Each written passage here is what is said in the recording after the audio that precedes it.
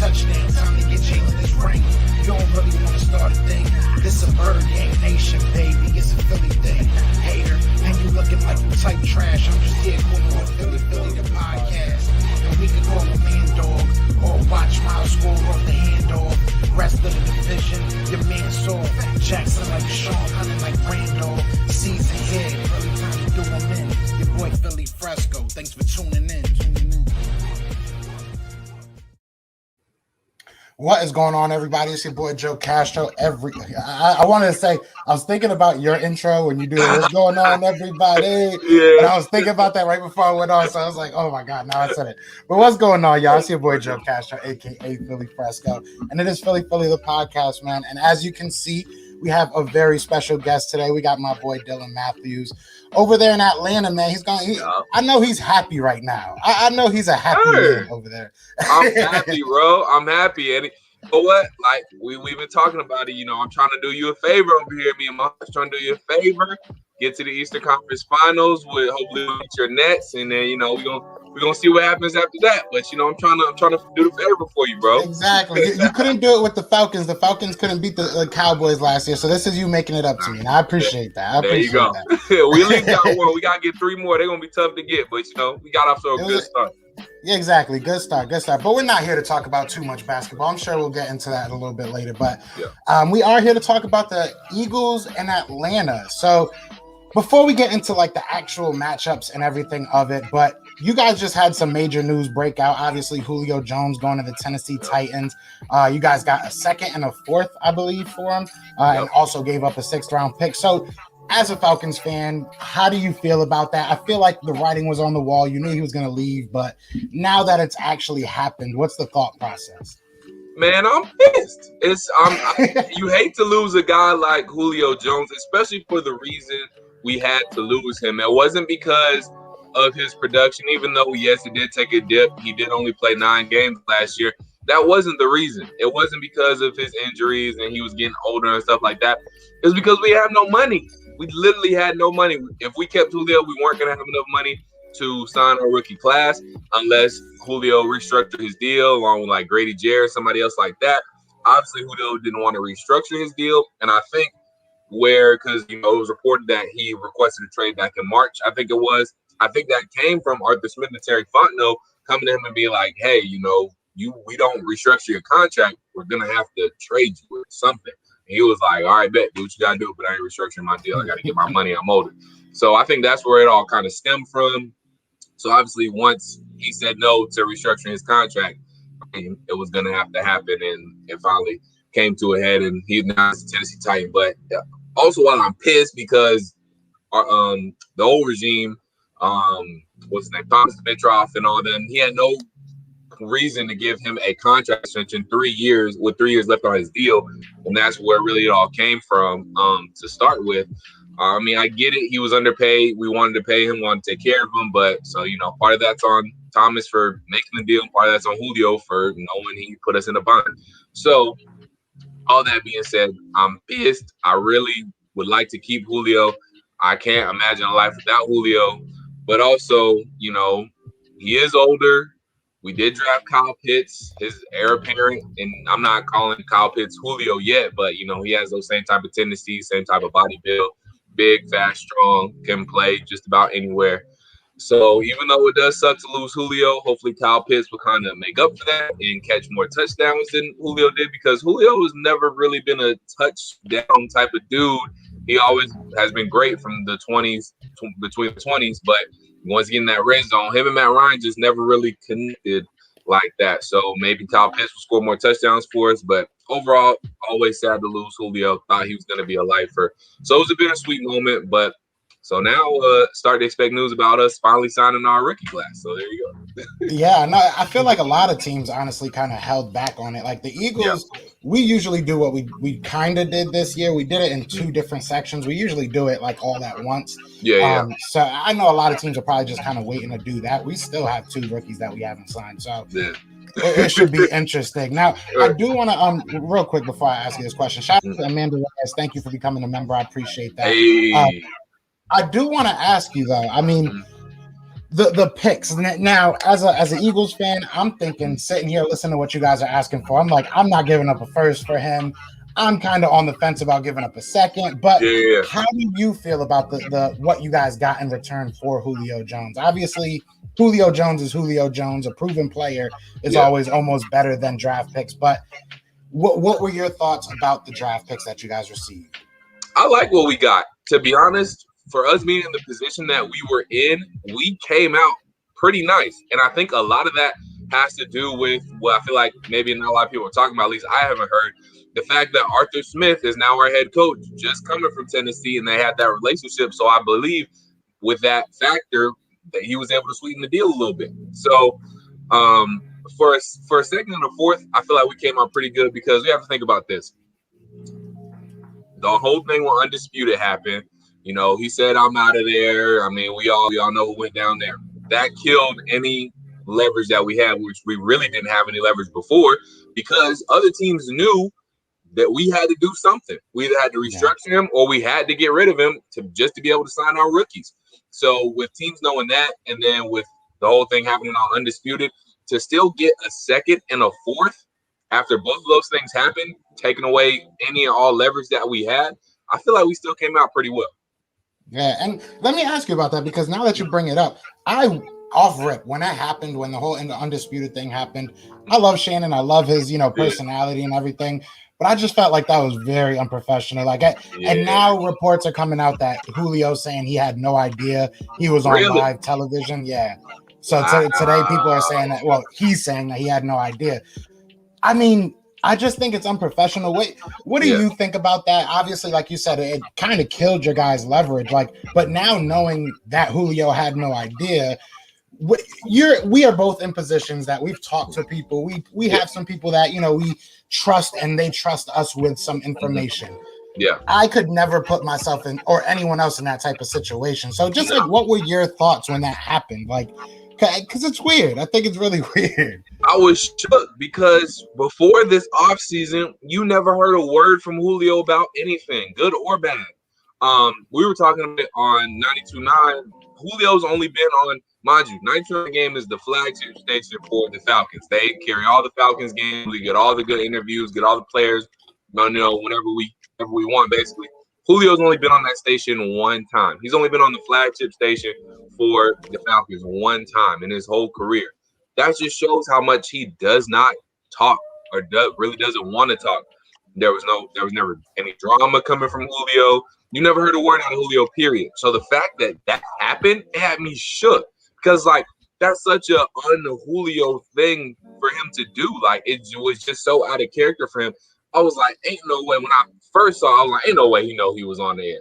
He just thought him and Shannon was having a conversation, nephew to uncle, or however you want to put it. So I did not think it was real. But then when I kept hearing about it, when I thought about it, I was like, he had to know. Because at the time, Julio probably doesn't pay attention to what time Undisputed comes on every day, but still, you had to think. And then Shannon did say it afterwards, but at that point it's too late. He already said what he said. So when I first heard it and saw, I was like, nah, that can't. Julio couldn't have known. But then while I was digesting and processing the whole thing, I was like, well, maybe he did know. Maybe he just really doesn't care anymore. But then after hearing you say that was the first time I heard of it. I was like, it makes more sense that he didn't know rather if he did know. So. Yeah, because that's just crazy. I would never do that to somebody. That's just you're messing with somebody's money at the end of the day. That could have really hurt him. But it is Julio. So hopefully, it all works out. What's good, Simone? What's good? She in the building. All right, so What let's up, get though? down to this. Let's get down to this comparison. Let's get down to Yep. these teams. Yep. Obviously, you guys made some changes. Can we talk first about the draft? Are there any guys that you guys drafted outside of Kyle Pitts? I think that's pretty obvious. That you think can make a real instant impact for your team that we have to watch out for week 1? Yeah, I think our second round pick right after Kyle Pitts, Richie Grant. I think he can come in and make an immediate impact. I think he can kind of be what DeMonte KZ was before he got injured. DeMonte KZ, the year before he tore his Achilles, led the league, was top of the league lead in interceptions with 7.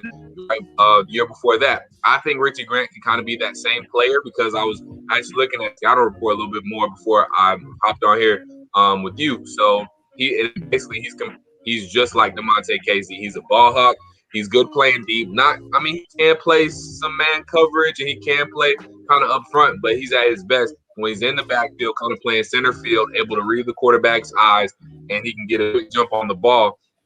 So I feel like if he can come in and make an immediate impact at that free safety position, where he can't really get exposed yet, and he can really just kind of go out there and be a ball hawk. So I think Richie Grant can come in and make an immediate impact. One more dude I think that could come in possibly and make a immediate impact are pass rusher out of Notre Dame that nobody's really talking about, Gundaje. So I think he can come in there, be part of the rotation. Hopefully Dante Fowler is healthy this year and he can some noise, and maybe Gundaje can try to make some plays on the other side and, do a little something and get to a quarterback because we haven't been able to do that for years now. So yeah, I was just gonna say I feel like that's been your Achilles heels for a while now is your pass rush. So it's good to hear you. Abraham. Yeah, so it's good to hear. Maybe you got something there. Maybe after week 1, then you guys can get your pass rush going. But hopefully you guys figure it out. Now I know this is like way off topic, but I need you to squash this for me because I've been hearing this from so many Eagles fans, and I don't know where it's coming from. Like you said, you work at the flagship station. Yeah. You've been an Eagles fan. Can we just where is this Julio is injury prone? Where is that coming from? There's no base to that, right? No, people just don't know what they're talking about. Now, Julio has dealt with some injuries. Yes, he has some nagging stuff, but everybody in the NFL has that. And then one thing about Julio, and I think they're really just having a knee-jerk reaction to what happened this year, because between this year and then there was one other year, I think it was maybe 2014 or something like that, where he missed, a good chunk of games. But other than that, he's played at least 14 games the rest of his career. There's only been 2 seasons where he hasn't played at least 14 games. This past year and then that year we were talking about 2014. Julio is not injury prone. And if he's injury prone, he's tough as nails because he plays through every single injury.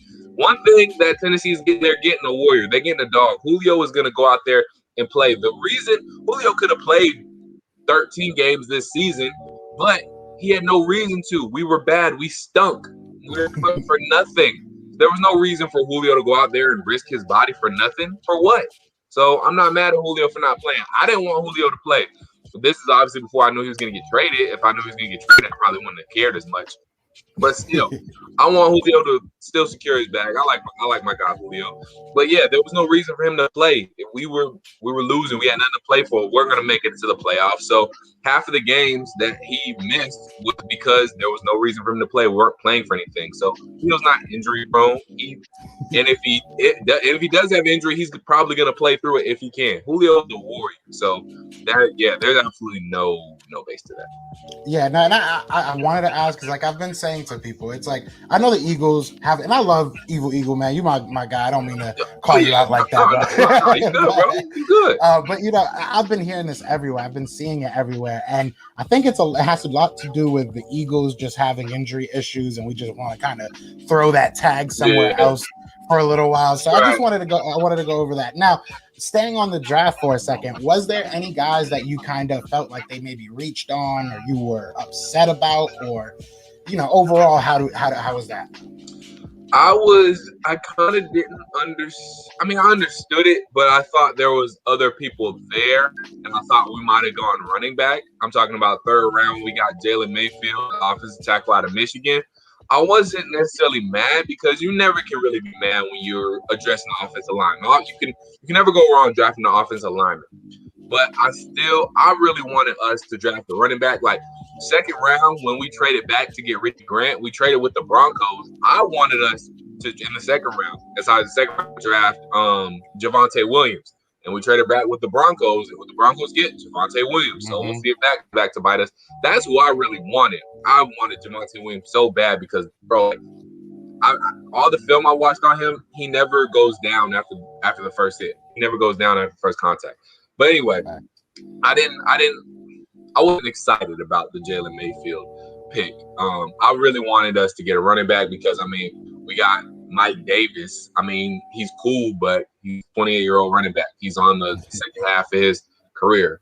So, I mean, we'll see. But, yeah, I wasn't excited about Jalen Mayfield. I was hoping we'd go running back either second or third round. So if there's one pick, that was probably the one I was least excited about. All right, now let's get off the draft for a second. I want to ask you, because with Julio leaving, obviously, you know, that leaves you have a pretty young wide receiving core, I'd say, right? Yeah. And that used to be, it could still be, I'm not saying it won't be, but that used to be kind of your marquee position. That you had a great wide receiving core, and it was kind of your identity. You know, Matt Ryan slinging the block to your wide receivers.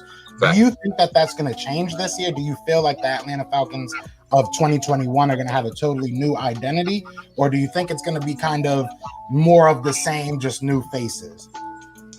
That's a really good question. I think it's going to be like last year. I think Dirk Cutter and all them talked about being more run heavy and getting the run game going more. Well, they might have tried, but it didn't happen. I mean, Todd Gurley, that obviously didn't work out. But I think now with Arthur Smith coming in, Terry Fontenot knowing what they got to do, I think we are going to be a more run-heavy team, and I think this offense is going to – the engine of this offense is going to be more run-based, and I think we'll just use our receivers to our advantage and really try to get the play-action game going this year, because that's when Matt Ryan is at his best. When Matt Ryan has a great running game and his play-action is working, I mean, we're a Super Bowl caliber team. Like, for real, the last time we had a 1,000-yard rusher, we're in the Super Bowl. So I think they're really, really going to try to get the run game going, which is why I thought it's a lot that we're going to draft a running back with our second pick. But I think we'll be more of a run-heavy team. Now, we'll still be able to throw the ball around because Calvin Ridley proved he could be a number one wide receiver last year, had over 1,000-yard receiving. I think he hit 10, might have been 10-plus touchdowns. Russell Gage came into his own as, you know, complimentary receiver. And then obviously we got Kyle Pitts, and I think Kyle Pitts will be up there in the offensive rookie of the year talks. I mean, it might be a stretch, but I think he'll be up there with that, because if there's anything I've heard crazier today, trust me. So, Dallas Cowboys on Twitter, trust me, I've heard crazier stuff today. I don't know. They've been going wild today, but for real. But no, if it's one thing Matt Ryan loves, he loves throwing to a good, reliable tight end. He thrived when he had Tony Gonzalez. I mean, him and Austin Hooper. He made Austin Hooper a Pro Bowler because of the work they put in the offseason. So Matt Ryan loves a valuable tight end. So I think we'll still obviously be lethal in the passing game, but I don't think we're going to rely on it as much as we did these past 2 years. I think we're going to get the run game going a lot more, and we'll make our passing game that much better because we're going to be more run-based. I think we're going to create an identity. These past 2 years, I feel like we never really had an identity. It's just we had a lot of good players, kind of. But no, I think this year we're actually going to be a team that has an identity. Like, all right, when we play the Atlanta Falcons, when the Eagles play the Atlanta Falcons week 1, we're going to come in there, we're going to want to run the ball and work off our play action and make things happen that way. So I think we'll definitely be more of a run-based team this year, and that's going to be our identity. Yeah, I mean, I hope you guys do try to come in and run on us, because that'll be a beautiful thing. But it'll be tough, though, because y'all run defense is crazy too, though. Yeah, exactly. That's probably our one real positive on our defense is our run defense. So, you know, hey, that might work out perfect for us. Just don't, as long as we don't ever have to see Julio just running for a touchdown to win the game at the end of the game, as long as I don't have to see that again, I'm cool. I'm okay with it. So let me ask you this. Now, Kyle Pitts, we've talked about Kyle Pitts. I know me and you have talked about it off the show. I'm sure you and Simone have talked about it off the show. A lot of Eagles fans wanted Kyle Pitts. I wasn't too high on Kyle Pitts, if I'm being honest. I didn't think he was a number 6 pick. He obviously was a number 4 pick. So, you know, what do you see Kyle Pitts as? Because my biggest thing with him was I don't know if I would spend that high of a draft pick on a tight end. But I hear a lot of, versatility. He's going to do this. He's going to do that. He can, go outside. With Julio Jones out now, is that somebody that you feel can be actually utilized on the outside and in the inside, or is he just a tight end? No, at this point, he has to be. He has to be a dude that is versatile and does a lot and plays on the outside, plays on the inside. He has to be. Julio Jones is gone. Your decoy, your main dude, your outlet, your safety valve, if you're Matt Ryan, he's gone. Now you got to find a new one. And that new one better be Kyle Pitts for the 4th overall pick. So he's going to have to be. I don't care if he's not ready. He better get ready. He's got all this time. He needs to be ready. Him and Calvin Ridley have to both be outside threat. But Kyle Pitts has to do everything. He has to be able to be that tight end, that receiving tight end. He's going to have to learn how to block a little bit more too, but that's not the super main thing. But, yeah, he's going to have to be outside on tight end. He's going to have to be able to win one-on-one matchups with number one corners. Like, I mean, if you showed us in Florida, you should be able to, if you're taking on a smaller guy, jump over them, be bigger than them. But if you're taking on a bigger guy, outrun them. I need to see all of that. I need to be able to see Kyle Pitts do everything he's been saying he can do. So that's playing on the inside and out. I need Kyle Pitts to do any and everything.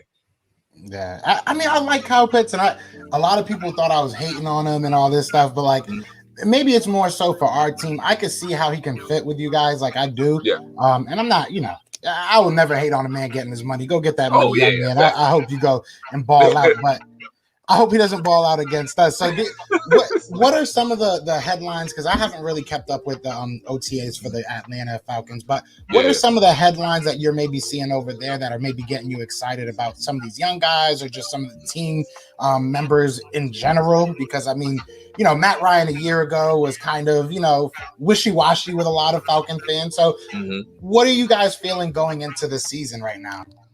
Well, one thing I'm feeling that this team is going to play with a lot more accountability. This team is just going to play a lot better brand of football than we have in these past couple of years. Seeing Arthur Smith run the OTA practices, just seeing the way he conducts himself, he's no nonsense. And I feel like Dan Quinn was just too soft of a head coach. Like, if you made a mistake, he'd be like, oh, yeah, no, it's okay. He just kind of like, he was one of the football coaches that held your hand all the time and really just tried to boost you up. He wouldn't be like, hey, get your stuff together. Like, he wouldn't hold any of the players accountable. So that's when Raheem Morris came in, it was kind of a breath of fresh air because Raheem Morris he was more nonsense. No nonsense. Can't talk. No nonsense either. So that was a breath of fresh air. He just wasn't the right guy for the job at this point in time. But Arthur Smith, I feel like he's going to really have us together. Dean Pease, he knows he's going to play to our strength. He's going to blitz everywhere, and that's, how we're kind of at our best right now because we don't have any pass rushers. So I'm mostly excited about seeing, what I've seen with TAs. I'm more excited about the culture change as a whole, not necessarily keying in on 1-2 players. I've seen Matt Ryan and Kyle Pitts work, and that's great. That's, like I said, that has to be something that works out. I mean, he was number one overall pick. Calvin Ridley already showed me what he could do. I know he's going to be good. Russell Gage is coming into his own. So for me, it's just the culture change as a whole because I feel like last year we were really handicapped by our coaching. Like, our coaching was atrocious. Dan Quinn was not good. Dirk Cutter didn't know how to call good offensive plays. He couldn't call a good offensive game. So really just the culture change as a whole for me is what has really been refreshing. And the things I'm seeing in OCAs really makes me think this new regime, maybe not this year, but next year, really going to put us back in contention. Okay, and that was kind of my next question. I wanted to know, where do you see this team? Because, I mean, even though you're changing up, a whole new staff and everything, that's cool. Right. You can still be competitive. We've seen with a lot of these young coaches, sometimes all it takes is a coach, right? Do you feel like you're that? How do I put this? Are you the Green Bay Packers who got that young coach and went crazy the next year, or are you, I can't even think of a terrible team that got a new coach, but there's been plenty of them, right? So like, are you going to be that team that takes that next step because you have a new coach and that new culture, as you say, or do you think it's going to take some time for them to really build something? I think it's going to take some time, not because of the offense, but I think this season, how far we go this season, because we definitely have potential, I feel like, to at least make some noise and be competitive. I'm not gonna say we're gonna sit here and win the Super Bowl, but our defense is what is gonna put us over the edge or not. So offense, I think, will be fine. Matt Ryan, he's a proven quarterback. He's had to learn so many other systems. What's one more system for him to learn? We got Mike Davis. I think he'll be serviceable running back. Hopefully, we'll bring a young guy too to help us make some moves. We got Kyle Pitts, Calvin Ridley, Russell Gage. We still got Hayden Hurst too. So we have weapons on offense. I don't think scoring will be our issue. I just need to see how Dean Pease is gonna really bring along this young defense because our defense is young. We lost Keanu Neal, veteran. We lost DeMonte KZ, who was a veteran. We don't have Ricardo Allen anymore. He was the quarterback kind of our defense. So, as far as veterans on the defense go, we only really have Deion Jones and Grady Jarrett, Dante Fowler left, and Dante Fowler's only coming in his second year, and he's already got a new coach in his second year. So 2 years for Dante Fowler, two different regimes. So it's just going to be interesting to see, how he brings along Richie Grant, how he brings along Isaiah Oliver, who hasn't been that great, and they're saying his versatility is really going to help. Well, where? Because he's been trash. I would be okay if Isaiah Oliver wasn't on the team, but apparently the new regime likes him. So I think it's basically just going to come down to how ready is this defense going to be when week one hits? How good can this defense be? What's this defense's ceiling? Because it's a really, really, really young defense that we're still trying to build up. So I think we'll score points, but I'm afraid we're going to give up a lot more points than we score this year. We've been in that situation. We've definitely been in that situation. Now, I want to finish the show with us kind of having like a 5 to 10 minute back and forth about who we think will win. But I want to, before we get into that, I want to ask you, because I kind of spaced on you reminded me with the Keanu Neal, but your old head coach, Dan Quinn, now is the defensive coordinator for the Dallas Cowboys. Right. And Keanu Neal is now a linebacker for the Cowboys. So what can the Eagles maybe expect from his defense? Is there any insight you can maybe give us on what he might try to bring to Dallas? Yeah, so his like Dan Quinn always said, his defense is going to be fast and physical. So, which they will be. Keanu Neal's a ball player. Like, he's raw. He's a dude. He can ball out as long as he stays healthy. That's the biggest thing for Keanu Neal. He actually was healthy last year, and he actually played pretty well. Keanu Neal actually, I would say, was probably one of the bright spots for it last year, and I wish we could have kept him. But, new regime, I understand why they wouldn't have wanted to kept him. DeMonte KZ, too. He's another dude that went over to the Cowboys from the Falcons. Like I said, he's a ball hawk. He's a playmaker back there at the free safety position. So he'll come up and make some plays. He'll be ready to take some people's heads off and get a lot of interceptions. But still talking about good old Dan Quinn. And maybe going back to a defensive coordinator will be good for him. Maybe he can rekindle what he did in Seattle. Then again, he's not dealing with Richard Sherman and everybody else in the Legion of Boom in their prime, Earl Thomas. So he's not dealing with them folks. He's dealing with a different brand of people. But, he'll probably be a middle-of-the-road, mediocre type of defense, something the Eagles can handle. I wouldn't be too worried about you guys. Yeah, I think that the Cowboys, if they were like 15th or 16th, they'd be cool with that ranking on defense right now. They just need their defense to not be totally terrible. That's really where they are. It won't be totally terrible. It'll be better than it was last year. How much better? I'm not too sure. Like I said, I see them as a middle-of-the-road defense. Okay. I'll take that. Now let's get into the bread and butter, the meat and potatoes, as Lord Brunson always says on his lives. What are your thoughts about week one? We're going to Atlanta, which, shout out to you. Me and you are talking in the background. We're probably going to be meeting up for the game. I already am buying my ticket, so that's going to be a lot of fun. But what are your thoughts? Am I going to be leaving there upset, do you think? Or do you think it might be a really good game? Are you going to give us the win? What are your thoughts going into week one? Nah, fam. We got to still grab that dub. At home, we're grabbing that dub, bro. And I say that because we're going up. It's going to be two young teams. Now, one advantage you guys do have is, your defensive line. If your defensive line can get after the offensive line, which our offensive line is going to be very, very unproven coming into this year. We don't have Alex Mack anymore. He's gone to the 49ers. You know, we do still have our right side kind of intact and Caleb Gear and Chris Lindstrom, but there are talks going around camp is that Chris Lindstrom hasn't secured a starting spot yet. The only thing we really know about our offensive line is Jake Matthews is going to be the left tackle. Other than that, we really don't know who's going to be a part of this offensive line. So depending on how much this offensive line is shaken up, your defensive line has always been nasty. Your defensive line has always gotten after it. Getting sacks has never been a problem for the Philadelphia Eagles. And depending on how our offensive line is going to be operating and who's going to be at the helm of our offensive line, it could be a long day for our offensive line and Matt Ryan. So it just depends on how ready our offensive line is, what the continuity is like. And, you know, obviously health is always a factor and this, that, and the third. But just going into it, expecting both teams are fully healthy. You guys could exploit us there. But one thing I will say, I know y'all are still looking for a cornerback. So, that's probably my scariest point right there. That, and honestly, people ask any Eagles fans and they're going to tell you they're not afraid of Kyle Pitts. And I just went off on a tangent saying that I wasn't that big on Kyle Pitts. But if you look at our linebacking crew last year, we were the worst against tight ends. So honestly, Dylan, you can go out there and be a tight end and probably put up a good stat line against that team we had last year. So I'm definitely not excited to face your wide receiving core nor Kyle Pitts. So I definitely agree with you on that.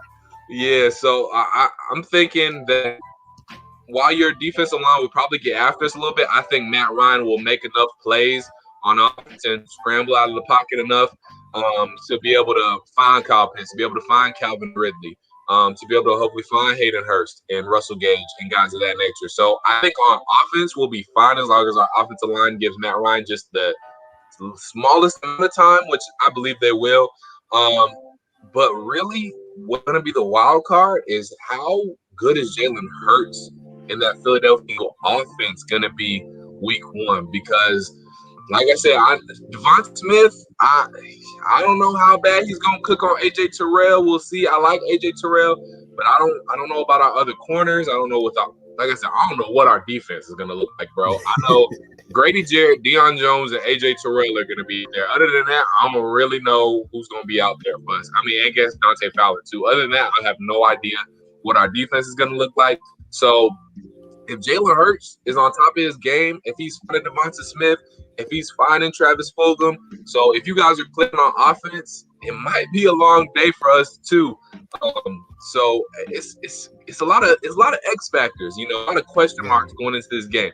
How ready is Jalen Hurts going to be? How ready is our defense going to be? You know, is your defensive line going to get after us? Is our line going to be ready for your defensive line? It's just so many questions that are going into it that's hard to tell right about now just because the rosters are still all over the place. The rosters aren't set. So if I got to boil it down to one thing, if we get our running game going, I think we're gonna have a pretty fun day against you guys. If Mike Davis and whoever else is gonna be running the ball for us, if we can get our run game going, I think we win the game. I think it'll still be close, but if our running game's going, I'll give us the win. And if you want a score prediction, I'll probably say I'll go 24-17. Oh, wow. Look at that. Mike just said we going to win 24-17. Oh, that's crazy. Yeah, basically the exact opposite. So I'm going to say this was a good big play site. I'm going to say this much. I'm going to say I feel like I always expect, not this year so much, but before, I've always expected kind of a shootout with you guys because I've always felt like our defense was kind of weak, your defense was kind of weak, but we both had solid offenses, and it never really ever amounted to that. It never really became shootouts. Like, it was always pretty close games and, last-minute things. I think the closest one to a shootout was the one that, Julio scored that last touchdown, and it really wasn't a shootout till the second half. So it always kind of becomes that. So I'm going to say this. So since I'm not expecting it to be a shootout, I think it will end up being a shootout. I think Jalen Hurts can put up points. And obviously Matt Ryan, I mean, it goes without saying that offense can definitely put up points with the best of teams.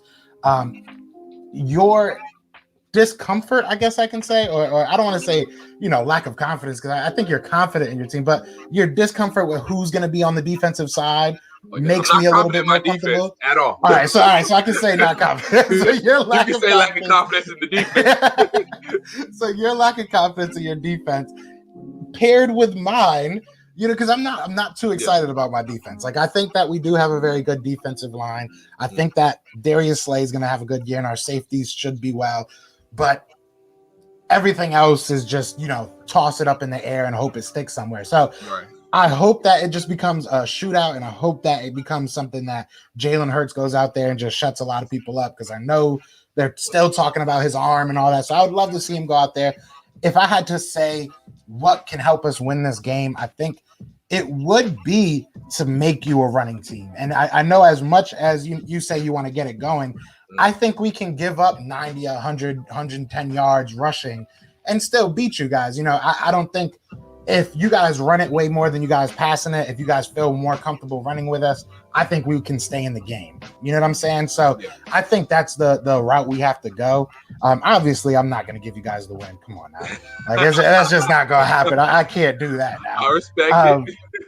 If I had to be real, though, I think it would probably be somewhere around maybe like a 27-17, maybe like a 30-20 type game. I think it's going to be a high-scoring game for us. I think we are going to put up points. And I think you guys are going to put up points too, but I think we're going to win because, fly Eagles fly, come on now. But, I respect it. I respect it. I feel you. I'm the same way. I can't give y'all the win week one. And this is like the first time in a while that our season opener has been our home opener too.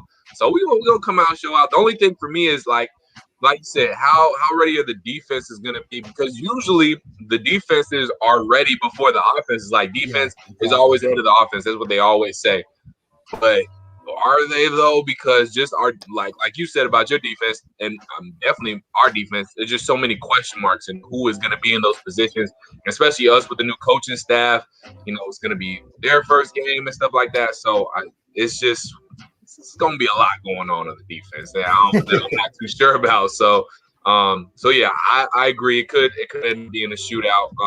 So yeah, we're gonna see what happens, but I think we definitely sending y'all home with the L. We're gonna make y'all hold the L one time for the one time. Here we go. Bring that smoke when I'm in Atlanta, because when I come to Atlanta, it's gonna be that same energy. It's gonna be that same energy. It's gonna be 3-on-1 too, because I'm bringing my girl. You gonna have Sabo with you. That's gonna be 3 Eagles fans versus 1 Falcons fan. It's gonna be amazing. I got a secret weapon. It's gonna be 3-3. Because I'm gonna have Big Low Country gonna be in the building. Big Low. I seen him on your channel, I think, or you on his or something like that. I'm gonna have Big Low Country in the building, and his wife gonna be there too, because they got season tickets. So it's gonna be 3 on 3. Evening it up. So okay, you evening it up.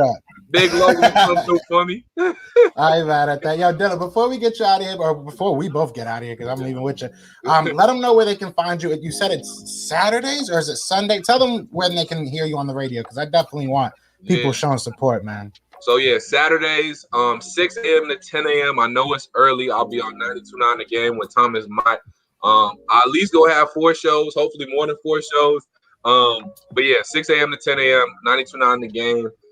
If I know most of your audience based in Philly, that don't matter. You can listen on the Odyssey.com app, AUDACY. Just type in Odyssey.com and it'll pop up AUDACY. You can listen there. You can also go to 929thegame.com. If you don't want to listen 6 a.m. to 10 a.m., you can go back and listen back. That helps me out too. So you can go to 929thegame.com and just go to the on-demand page, and then you'll hear it all there too. So there you go. Y'all already know where to catch me on YouTube and at _Dylan Matthews everywhere on social media. And yeah, that's it. Yeah, man. So yeah, definitely go show some support. Go scout the enemy, because whether it's the Hawks or it's the Falcons, right now you mean a lot to the Sixers. You know what I mean? To Philly. Philly needs to know what you guys are going through. So Dylan, I appreciate you coming on here, man, and just chopping it up. Always a blast having you on here, man. But yeah, anything you want to say before we get out of here? No, just go Hawks. Got game 1. We're gonna try to get game 2. And always shout out to you, man. Castro, Philly Fresco, doing it big. Make sure y'all always listen to Philly the podcast. You doing it big, bro. You on the way up, and one of these days we both gonna be on television, or they're gonna have no choice but to listen to our smiling faces. Exactly. That's the smoke we bring, man. But hey, like I said, I appreciate you. I appreciate everybody that came through and watched it, man. Be sure to hit that like, hit that subscribe. Go check my man's Dylan out, man. And we'll do this again. Like I said, I will be in Atlanta for the first week for the first game. So maybe we'll do some live little blog or something. Who knows? We'll have some fun with it. But other than that, y'all know what it is, man. It is Fly Eagles Fly. And we are out here.